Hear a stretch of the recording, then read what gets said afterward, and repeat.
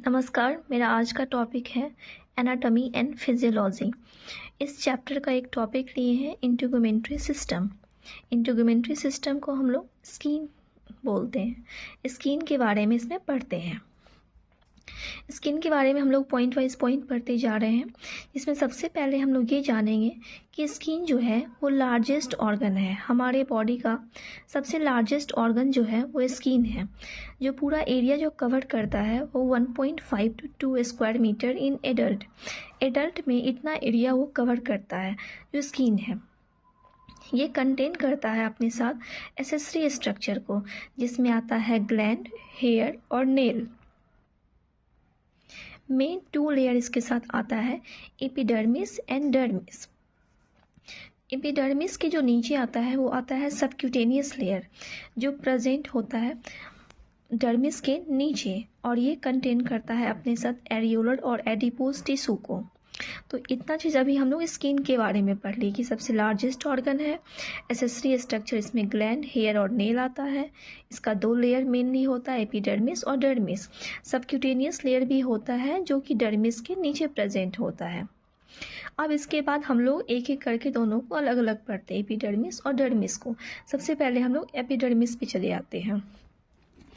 तो अभी हम लोग एपिडर्मिस को देखेंगे। एपिडर्मिस जो होता है वो कंपोज होता है stratified keratinized squamous epithelium cell से। ये इसका बना हुआ होता है। एपिडर्मिस में क्या होता है कि इसमें कोई भी ब्लड वेसल्स या फिर कोई नर्व का एंडिंग नहीं होता है। इस लेयर में कोई भी ब्लड वेसल्स या फिर कोई भी नर्व का एंडिंग नहीं होता है। तो ये जो टिश्यू है, ये जो लेयर है एपिडर्मिस का, ये लाइव कैसे होता है? तो ये जिंदा रहने के लिए इसका जो डीप लेयर है, जो इसका सबसे नीचे का लेयर है, अगर सपोज ये अगर एपिडर्मिस है, तो अगर ये पूरा लेयर को अगर हम एपिडर्मिस मानते हैं, तो इसका जो नीचे वाला लेयर है ये क्या होता है, ये बात होता है इंटरस्टिशियल फ्लूइड में। इंटरस्टिशियल फ्लूइड क्या होता है? 2 सेल के बीच में जो फ्लूइड प्रेजेंट होता है उसे हम लोग इंटरस्टिशियल फ्लूइड बोलते हैं। और वहीं से ये किसका फ्लूइड? डर्मिस के लेयर से ये एपिडर्मिस का लेयर हो गया, इसके नीचे यहाँ पे डर्मिस हो गया। अब डर्मिस के लेयर्स यहाँ पे इंटरस्टिशियल फ्लूइड हो गया। इस फ्लूइड के थ्रू ही इसमें ऑक्सीजन और न्यूट्रिशंस प्रोवाइड होता है। ये कौन सा लेयर आ गया? ये आ गया एपिडर्मिस का लेयर। एपिडर्मिस वाले लेयर में यहाँ से इसमें न्यूट्रिशंस और ऑक्सीजन जाता है। अब आता है कि complete replacement of epidermis. Epidermis एक ऐसा लेयर है जो पूरी तरीके से रिप्लेस हो जाता है। एक लेयर हट के फिर से नया लेयर वहाँ पे आ जाता है, और इसको पूरा रिप्लेस होने में 1 महीने का टाइम लगता है। उसके बाद हमारे हाथ की हथेली पे रिस्ट पैटर्न होता है बना हुआ, बहुत सारी लाइनिंग रहती है बनी हुई। वो जो होता है सारे इंडिविजुअल्स में अलग अलग होता है, और इसी रिस्ट पैटर्न्स को हम लोग क्या बोल देते हैं? फिंगरप्रिंट, जो सारे इंडिविजुअल्स का बिल्कुल अलग होता है, किसी का भी सेम नहीं होता। ये पूरा अभी तक हम लोग पढ़े एपिडर्मिस के बारे में कि किस चीज़ का बना होता है। नर्व का वेसल्स नहीं होता, नर्व वेसल्स यहाँ पे नहीं होता, ना ही ब्लड वेसल्स होता है। इसका जो डीप का लेयर होता है, जो नीचे का लेयर होता है, वो डर्मिस के इंटरस्टिशियल फ्लूइड में डूबा हुआ रहता है, जिससे उसमें न्यूट्रिशंस प्रोवाइड होता है। ऑक्सीजन और न्यूट्रिशंस उसको उसके द्वारा मिलते रहता है। इसका कंप्लीट रिप्लेसमेंट हो जाता है 1 महीने के अंदर, और सारे इंडिविजुअल्स का फिंगरप्रिंट अलग अलग होता है जो एपिडर्मिस लेयर के ऊपर प्रेजेंट होता है। अब आता है स्किन कलर फैक्टर। जितने भी पर्सन्स हैं सभी का स्किन का कलर अलग अलग होता है। स्किन का कलर अलग होने का सबसे पहला रीज़न क्या चीज़ है? Melanin pigment. ये पिगमेंट की वजह से स्किन का कलर सबसे अलग होता है। ये बातें सबको पता होता है। उसके अलावा और भी स्किन का कलर देखने को मिलता है। कई बार कुछ पर्सन्स में देखने को मिलेगा कि उनका स्किन का कलर ना ब्लू हो गया है कई जगह पे। वो ब्लू होने का रीज़न क्या होता है? वो होता है ऑक्सीजन सेचुरेशंस, मतलब वहाँ पे ब्लड के द्वारा ऑक्सीजन सही से नहीं पहुँच पा रहा है। ज़्यादातर ये सब फिंगर में देखने को मिलता है, और उसके इसका रीजन्स क्या होता है कि सही से फिंगर तक जो है ब्लड के थ्रू ऑक्सीजन नहीं पहुंच पा रहा है। उसके अलावा देखने को मिलता है कई पर्सन्स में येलो कलर स्किन हो जाता है। तो ये कब होता है? जब बाइल का पिगमेंट ज़्यादा बढ़ जाता है। अभी तक हम लोग एपिडर्मिस को देख चुके थे। अब हमारा जो नेक्स्ट है वो आ जाता है हमारा डर्मिस। डर्मिस में पढ़ते हैं डर्मिस किस चीज़ का कंपोज होता है, ये कनेक्टिव टिश्यू का कंपोज होता है। एपिडर्मिस किस चीज़ का कंपोज था, स्ट्रेटिफाइड केराटिनाइज स्क्वेमस एपिथेलियम का कंपोज था, जबकि डर्मिस किसका कंपोज है, ये कनेक्टिव टिश्यू का कंपोज है। डर्मिस कंटेन करता है कोलेजन फाइबर। कोलेजन फाइबर इसके अंदर होता है। जब ये कोलेजन फाइबर रप्चर होता है तो बॉडी के ऊपर स्ट्रेच मार्क अपीयर होता है। स्ट्रेच मार्क्स इस तरीके से मार्किंग रेड रेड तरीके का बॉडी के ऊपर दिखने लगता है। जब भी कोई पर्सन वेट गेन करते हैं तो ये स्ट्रेच मार्क्स उनके बॉडी के ऊपर दिखने लगता है। कोलेजन फाइबर जब कम हो जाता है, यहाँ पे कोलेजन फाइबर क्या होता है, टूट रहा था, रप्चर हो रहा था, तो ये स्ट्रेच मार्क्स आ रहा था। लेकिन जब कोलेजन फाइबर का नंबर कम हो जाता है तो उसमें क्या होता है, रिंकल अपीयर होता है एज के अकॉर्डिंग। जब बुढ़ापा आता है या ओल्ड एज में क्या होता है कि रिंकल आ जाता है कोलेजन फाइबर के कम होने की वजह से। अब जो डर्मिस है, डर्मिस मेन क्या होता है, इसमें जो सेल प्रेजेंट होता है उसका मेन कौन कौन सा सेल इसमें प्रेजेंट होता है, इसमें होता है फाइब्रोब्लास्ट, मैक्रोफेज और मास्ट सेल। ये जो सेल हैं ये डर्मिस के लेयर में प्रेजेंट होते हैं।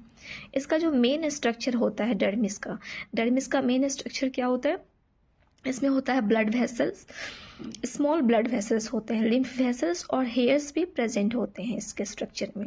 नर्व भी प्रेजेंट होते हैं, स्वेट ग्लैंड और सेबेसियस ग्लैंड भी इसमें प्रेजेंट होते हैं।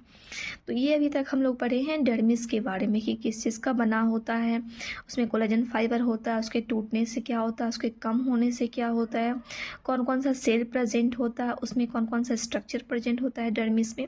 तो ये सब अभी हम लोग डर्मिस के बारे में पढ़ लिए हैं। अब यहाँ पे हम लोग पढ़े हैं नर्व, स्वेट ग्लैंड और सेबेसियस ग्लैंड। तो अभी हम लोग देखेंगे स्वेट ग्लैंड के बारे में। स्वेट ग्लैंड सभी को पता है कि स्वेट ग्लैंड क्या होता है। Sweat gland it means sweat gland से क्या होता है, स्वेट का सेक्रेशन होता है, स्वेटिंग होता है, मतलब पसीना का आना। स्वेट ग्लैंड जो होता है मेनली दो तरीके का होता है, दो टाइप्स का पढ़ते हैं हम लोग। इसमें एक आता है एक्राइन स्वेट ग्लैंड, दूसरा आता है एपोक्राइन स्वेट ग्लैंड। हम लोग एक एक करके दोनों को देखेंगे। सबसे पहले हम लोग एक्राइन स्वेट ग्लैंड को देख लेते हैं। एक्राइन स्वेट ग्लैंड क्या है, ये बहुत ही कॉमन टाइप का स्वेट ग्लैंड है। इसमें क्या होता है ना, बहुत छोटा छोटा पोर्स होता है, बिल्कुल टीनी पोर्स होता है, जिससे क्या प्रोड्यूस होता है, टीनी पोर्स से वहाँ से क्लियर वाटर निकलता है। और ये कहाँ पे प्रेजेंट होता है स्वेट ग्लैंड, ये स्किन के सरफेस में प्रेजेंट होता है, पूरे बॉडी में प्रेजेंट होता है। लेकिन कहीं पे नहीं भी प्रेजेंट होता है, वो कहाँ कहाँ है, एक्जिला में, ग्रोइन एरिया में, पाम में, हाथ की हथेली में और सोल ऑफ फीट यानी पैर के तलवे में। इन सब जगह पे ये एक्राइन स्वेट ग्लैंड प्रेजेंट नहीं होता है, उसके अलावा सब जगह ये प्रेजेंट होता है। तो जहाँ पे ये नहीं प्रेजेंट होता है वहाँ पे भी तो पसीना आता है, तो वहाँ पे क्या प्रेजेंट होता है एक्जिला, ग्रोइन या फिर पाम वगैरह में, तो हम लोग अभी देखते हैं दूसरे वाले पार्ट्स में। अब है apocrine sweat gland. Apocrine sweat gland जो है it open on hair follicles. ये जहाँ पे प्रेजेंट होता है, ज़्यादातर जहाँ पे हेयर फॉलिकल्स होता है वहाँ पे ये एपोक्राइन स्वेट ग्लैंड प्रेजेंट होता है। और ये एक्टिवेट कब होता है, प्यूबर्टी के बाद। प्यूबर्टी के बाद ही एपोक्राइन स्वेट ग्लैंड एक्टिवेट होता है। ये प्रेजेंट कहाँ होता है, एक्जिला में और जेनाइटल एरिया में। वही ग्रोइन एरिया जो यहाँ पे अभी हम बताए थे एक्राइन में, जहाँ ये एक्राइन में स्वेट ग्लैंड नहीं प्रेजेंट होता है। एक्राइन स्वेट ग्लैंड जो प्रेजेंट नहीं होता है एक्जिला और ग्रोइन में, एक्राइन स्वेट ग्लैंड यहाँ प्रेजेंट नहीं होता है। वहीं पे एक्जिला और ग्रोइन एरिया में या जेनाइटल एरिया में कौन सा ग्लैंड प्रेजेंट होता है, उसका नाम होता है एपोक्राइन स्वेट ग्लैंड, जो प्रेजेंट होता है एक्जिला में और जेनाइटल एरिया में। अब एपोक्राइन स्वेट ग्लैंड जो है उसका क्या होता है, अनप्लेजेंट ओडर होता है, मतलब इसका जो स्मेल होता है बहुत गंदा होता है, स्मेल बहुत बेकार स्मेल होता है। क्यों होता है, बैक्टीरिया के डिकम्पोजिशन की वजह से। बैक्टीरिया के डिकम्पोजिशन की वजह से एपोक्राइन स्वेट ग्लैंड का जो स्मेल होता है बहुत गंदा स्मेल आता है। तो अभी हम लोग पढ़े स्वेट ग्लैंड के बारे में, जिसका दो टाइप है, एक का नाम है एक्राइन स्वेट ग्लैंड, दूसरे का नाम है apocrine sweat gland. Eccrine sweat gland बहुत कॉमन है, टीनी पोर्स होता है, इसमें क्लियर वाटर फ्लूइड निकलता है। जबकि एपोक्राइन स्वेट ग्लैंड जो होता है ये कहाँ प्रेजेंट होता है? ये हेयर फॉलिकल्स में ही प्रेजेंट होता है। एक्टिवेट कब होता है? प्यूबर्टी के बाद एक्टिवेट होता है। ये जो होता है एक्राइन स्वेट ग्लैंड, ये ऑल ओवर बॉडी में प्रेजेंट होता है, लेकिन कुछ एरिया में नहीं होता है, जिसका नाम है एक्जिला, ग्रोइन और palm and sole of feet. हाथ की हथेली में, पैर के तलवे में, एक्जिला में और ग्रोइन एरिया में ये प्रेजेंट नहीं होता है। जबकि एपोक्राइन स्वेट ग्लैंड जो होता है वो प्रेजेंट कहाँ होता है? एक्जिला में और जेनाइटल एरिया में ही प्रेजेंट होता है। इसका स्मेल होता है, बहुत गंदा स्मेल होता है। और क्यों होता है? क्योंकि बैक्टीरिया का डिकम्पोजिशन यहाँ पे होता है।